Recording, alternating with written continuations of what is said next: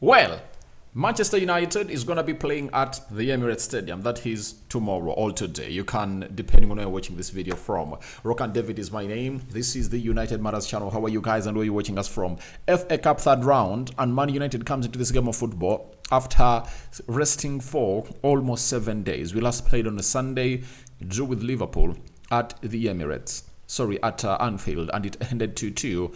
Amadi Diallo and Rasmus Hojlund were on target, and Amadi Diallo and Lisandro Martinez were on target, while Zexi went ahead, obviously giving a very good cutback cross to obviously find Harry Maguire into the penalty box area, and he really hit that ball over the bar. But it would have gone ahead, obviously go in as a win for the club of Manchester United into that particular fixture.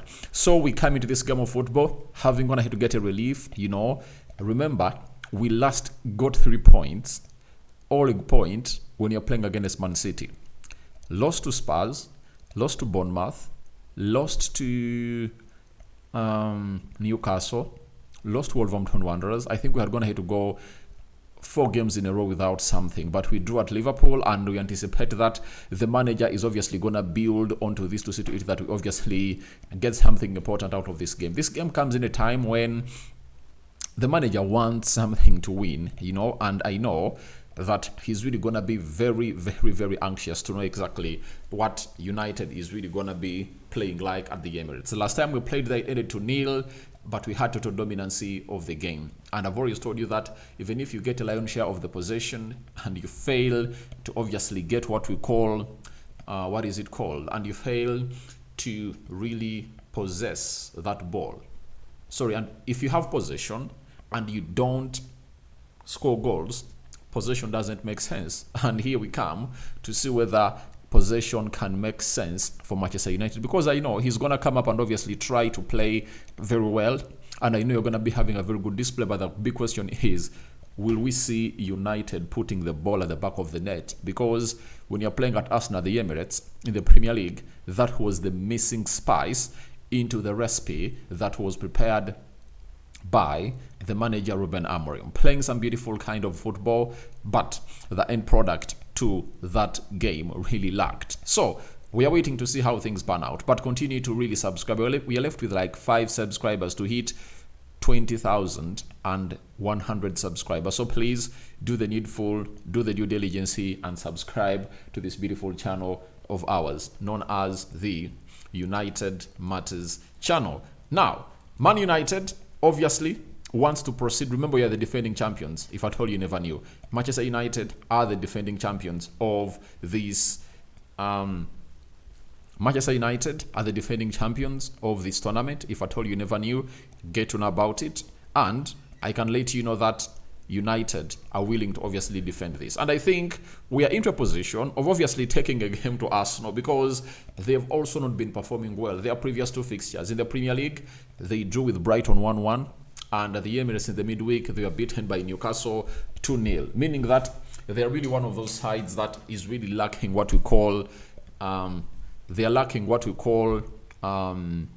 consistency, and that rhythm comes in and it goes off. They really put their foot on the pedal and then they get their hand onto the handbrake. You understand? So that is what United should obviously capitalize on. And the other big factor is Man United comes into this game of football when they've rested for 6 days. We last played on Sunday, and you're playing on Sunday. If you count Monday, Tuesday, Wednesday, Thursday, Friday, Saturday, those are 6 days. And Amorim told us that ever since he came in through, he never had enough time to obviously train these players. And now he has come up and obviously told us that he now has time to train the players. For 4 days at least, he had those 4 days to train the players. And I think we are going to see a different kind of display altogether when you're taking on the club of Arsenal. And I'm eagerly waiting for that game, by the way, tomorrow, to see how United is obviously going to be lining up into the mix. So after that, we go to the team news.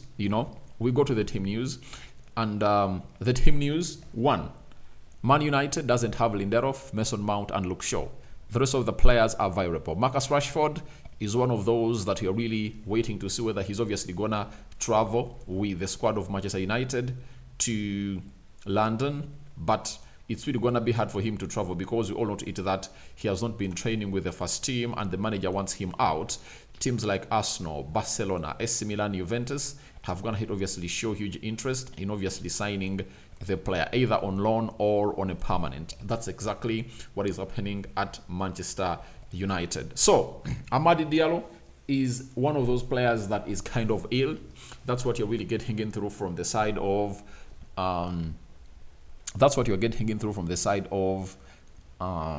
Manchester United. But all in all, we know it is really gonna be well for the club of Manchester United. When you go to Arsenal, they're not having Ethan Nwaneri, Ben White, Tomiyasu, and Bukayo Saka. 4 players are really out, and with those 4 players out, this is where we come in through to obviously let you know that this is a probable starting 11. Oh, the logo is of Man City. I made a very big mistake for not changing that logo. It's supposed to be Arsenal versus Manchester United. Now, system is 3-4-2-1 for the club of Manchester United, and we are obviously going to be having Atil Bendair in goal. That's what we anticipate to see. And in the back 3, I really want to see Matthias De Ligt, right-sided centre-back. Then on the left-sided centre-back, it's really going to be Lisandro Martinez. At the middle, Harry Maguire, who missed out on a sitter as we took on the side of Liverpool. But he really showed that he's really in full blossom in there. Then I know Kobe Mainoo, right wing back, that is Mazarawi.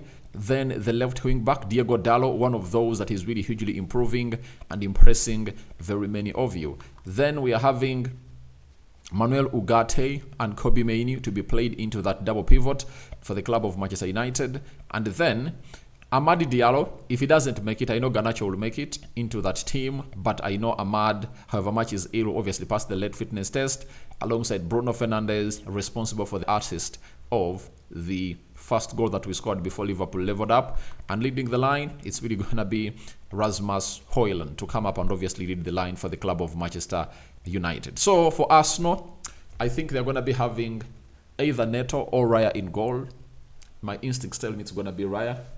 Then we are also going to be having this guy called Julian Timber, right back, left back, Carafiori, central defenders, Gabriel Magalhaes and William Saliba.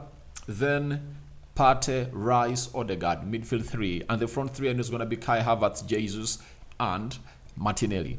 That's how I believe everything is really going to be panning out into the mix. Now, let's go to the head-to-head stats and see exactly how we've been standing or performing with Arsenal in the FA Cup, especially at this round of the third round.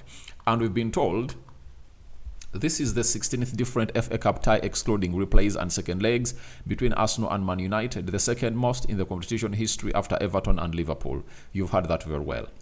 Secondly, this is the first meeting between Arsenal and Man United in the third round of the FA Cup. You've heard it will be the 7th different fixture in the current format of the competition since 1925 to 1926 season to have been played in each of the 6 rounds available to top flight clubs after Arsenal versus Chelsea, Arsenal versus Liverpool, Chelsea versus Man United, Chelsea versus Tottenham Hotspur, Liverpool versus Man United, and Man United versus Southampton. You've heard it very well. Thirdly, Arsenal have eliminated the holders of the FA Cup on each of the last 6 occasions. They've faced them, most recently beating Man City 2-0 in the 2019-2020 semi-final. So we should really take caution, because the side of Arsenal has gone ahead to knock out the cup holders very many times. And who is the defending champion? It's Man United. However, Man United have won 3 of their last 4 FA Cup games against the Gunners, including their only previous meeting at Emirates Stadium in the competition at 3-1. Fourthly, Man United have eliminated Arsenal from the FA Cup more than any other side in the competition, 8 times, while the Gunners have knocked out Red Devils more than any other team, and those are 7 times. So you now know what it is.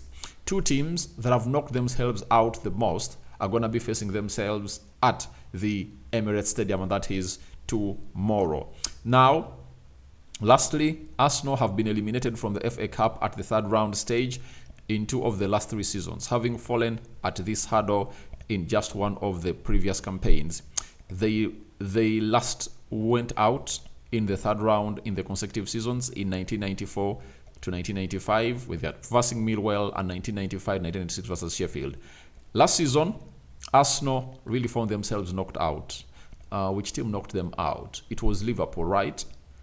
I think they played Liverpool and Liverpool knocked them out, and they've never got knocked out consecutive times, from this tournament. So we wait and see how that is really going to be panning out into the mix. So my prediction, it's a draw.